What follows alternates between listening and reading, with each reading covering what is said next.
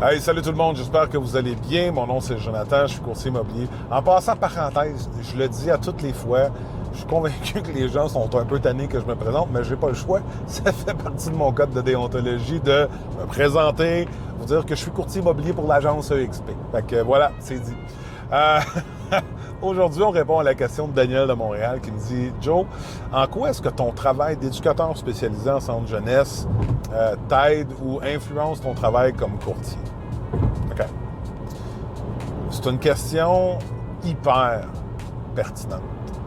Pas parce que ça touche à l'immobilier, parce que ça vient un peu parler de mes valeurs.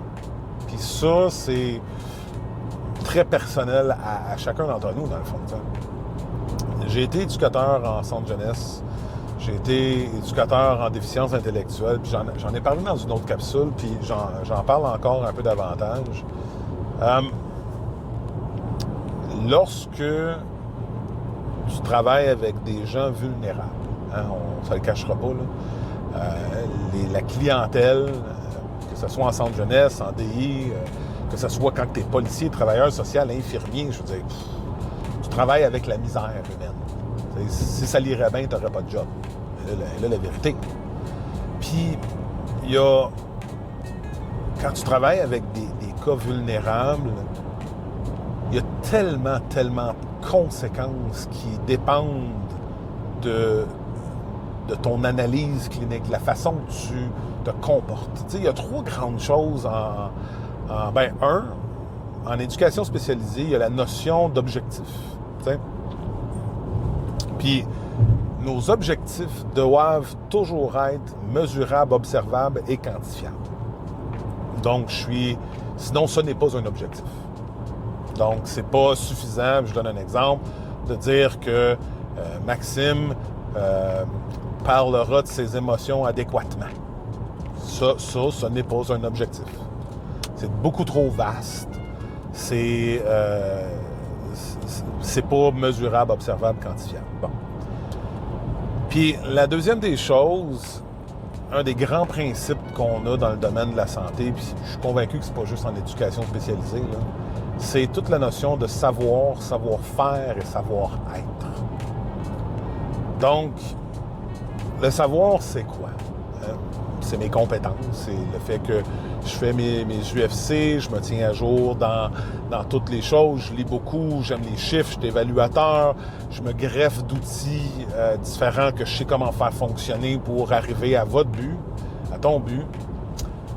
Après ça, le savoir-être. Le savoir-être, ça, c'est... Bon, je vais y revenir. On va parler du savoir-faire. Le savoir-faire, c'est comment est-ce que je vais exercer ma profession dans les règles de l'art, selon les codes de déontologie, selon toutes les règles qui font en sorte qu'ils sont régies par la loi sur le courtage immobilier, qui font en sorte que comme me présenter avec mon nom, puis le fait que je suis courtier immobilier par EXP, parce que je suis obligé de le faire. Donc ça, c'est mon savoir-faire. Hein? Puis comment est-ce que je vais être capable de mener à terme ton projet? La meilleure façon pour répondre à une des clauses qui est les plus importantes, mon obligation déontologique de compétence, de diligence et de loyauté à ton égard. Et la troisième des choses, c'est le savoir-être. Le savoir-être, c'est comment est-ce que moi, comme être humain, à travers la relation que je vais développer avec ce jeune-là, en centre jeunesse, cette personne-là, que ça soit en déficience intellectuelle, peu importe, comment est-ce que tout ce qui est à l'intérieur de moi va se projeter envers elle. Et ça, ces trois choses-là que j'ai développées parce que tu le développes tout au long, tu n'as pas le choix, c'est ça les bases de l'empathie aussi. Et je reviens à dire, là, c'est pas inné à l'éducation spécialisée. Tous les domaines sociaux où ce qu'on travaille avec la misère humaine nécessite ça.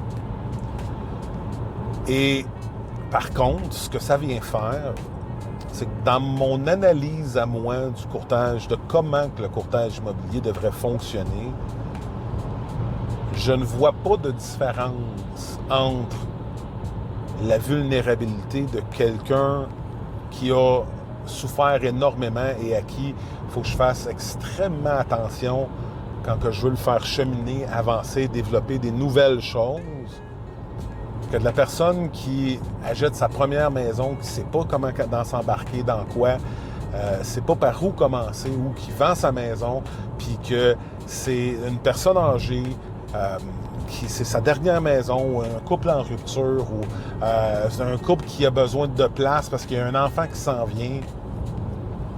Il y a des facteurs de vulnérabilité qui sont aussi importants.